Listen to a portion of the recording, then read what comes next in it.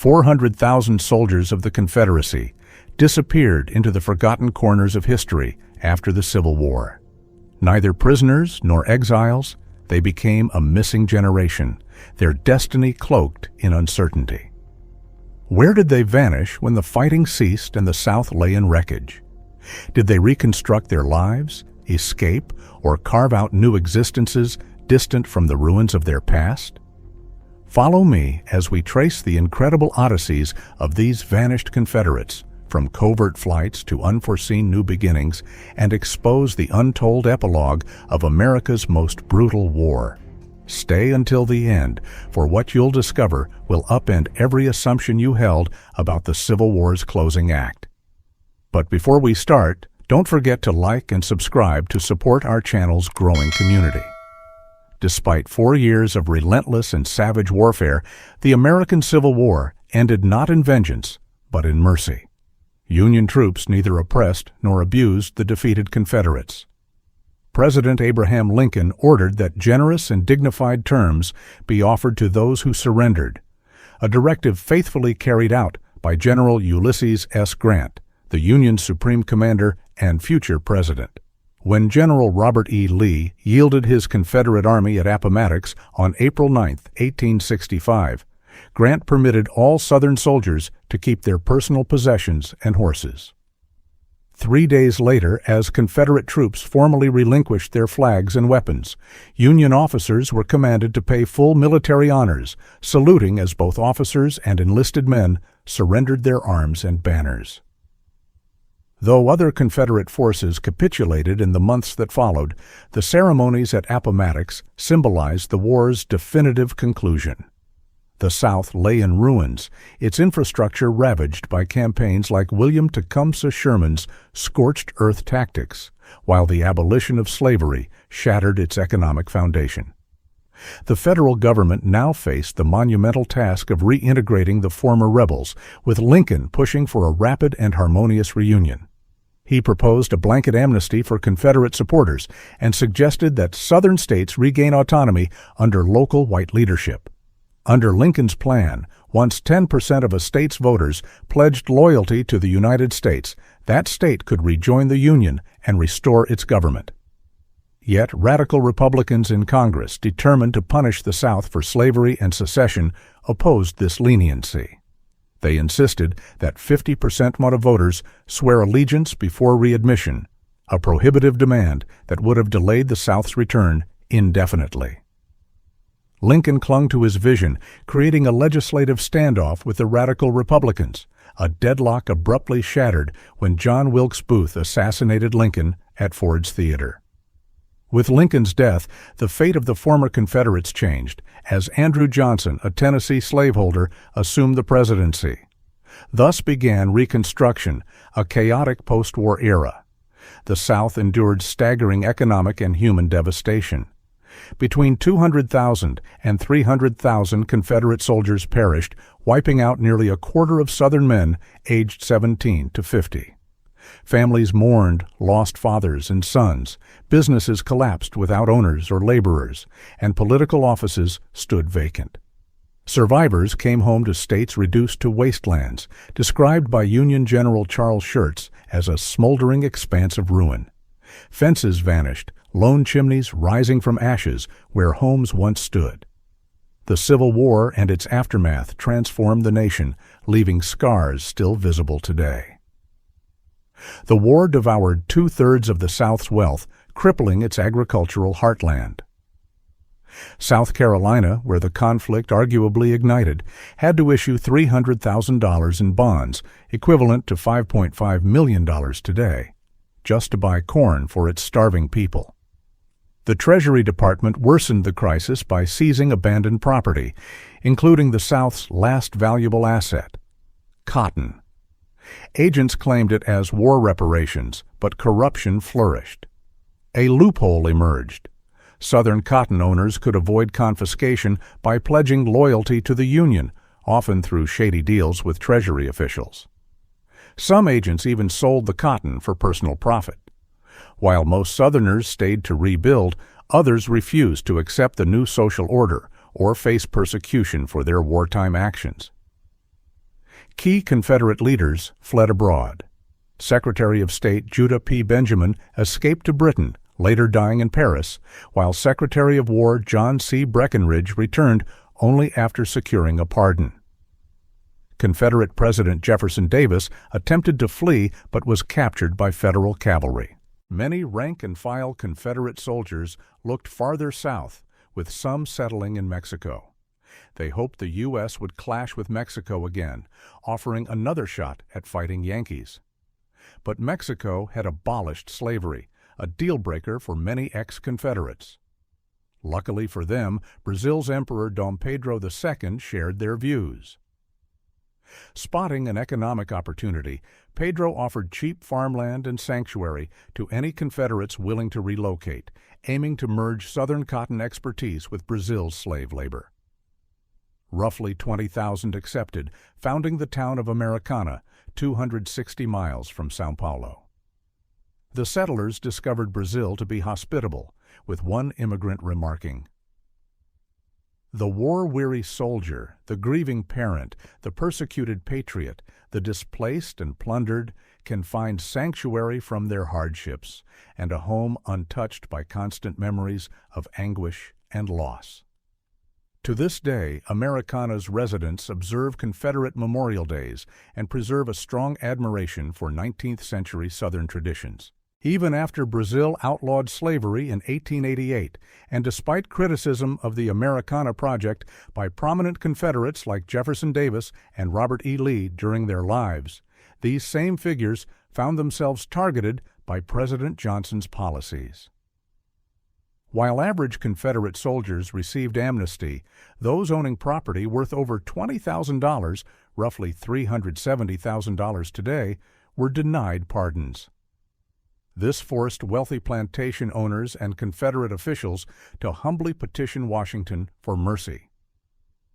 Jefferson Davis became a glaring exception, imprisoned in chains under heavy guard, as authorities debated charges against him. His harsh treatment transformed him into a Southern martyr, earning sympathy even in the North.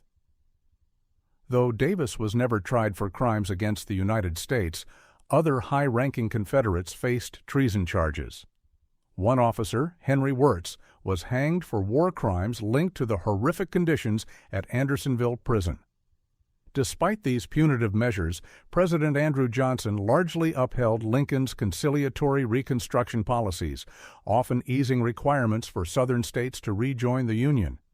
He declared North Carolina eligible for readmission once it drafted a new constitution and established a loyal government, eliminating earlier demands for loyalty oaths.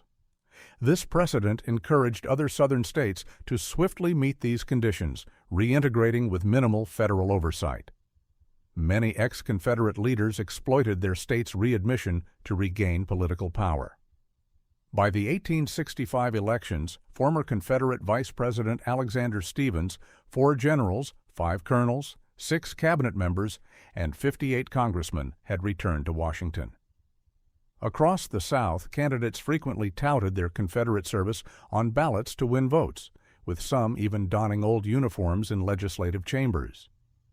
Yet some Southerners, like Confederate General James Longstreet, joined the government to foster reconciliation. Longstreet initially faced treason charges, but Union General Ulysses S. Grant intervened to dismiss the case.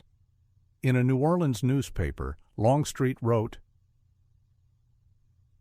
"The war was fought over Republican principles, and it strikes me as fair that the resolution should reflect them." He eventually allied with the Republican Party, championing Reconstruction and seizing every opportunity to criticize his former commander, Robert E. Lee. This stance on Reconstruction branded Longstreet a traitor in the eyes of most Southerners. White Southerners, whatever their personal views on Reconstruction, could not abide the presence of federal troops, many of them black, on their soil. They saw these forces as occupiers and interpreted the deployment of African American soldiers as a calculated humiliation. In truth, the rapid restoration of state governments under President Andrew Johnson meant federal troop numbers in the South were modest and dwindled yearly. Yet Southern racism ran deeper than mere resentment toward black soldiers.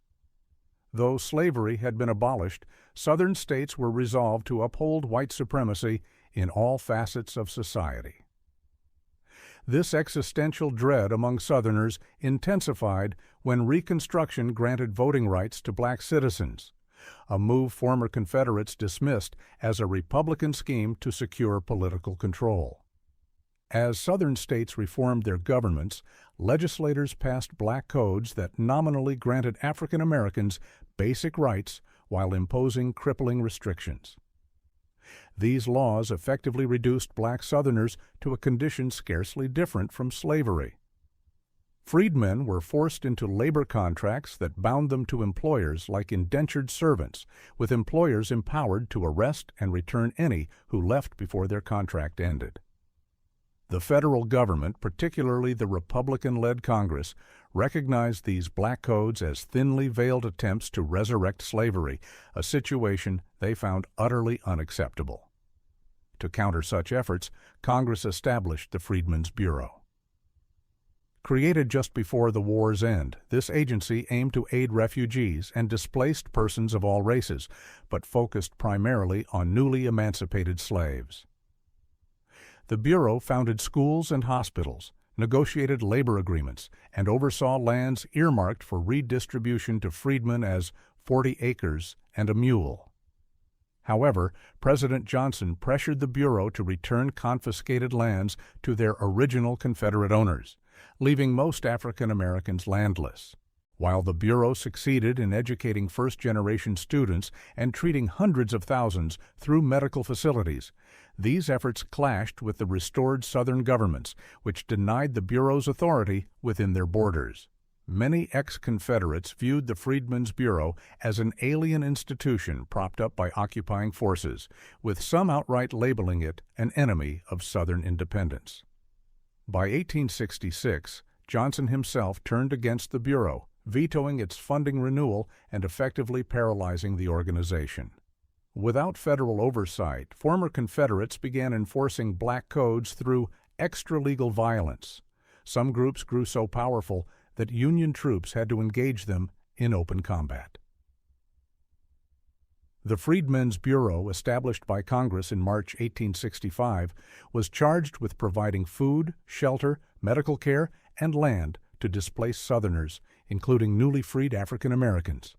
It also oversaw labor contracts, founded schools, and managed confiscated or abandoned properties. Yet, despite its sweeping mission, the Bureau faced constant obstacles. Inadequate funding, a limited operational window, and fierce political resistance, particularly from President Johnson, who blocked efforts to renew its authority.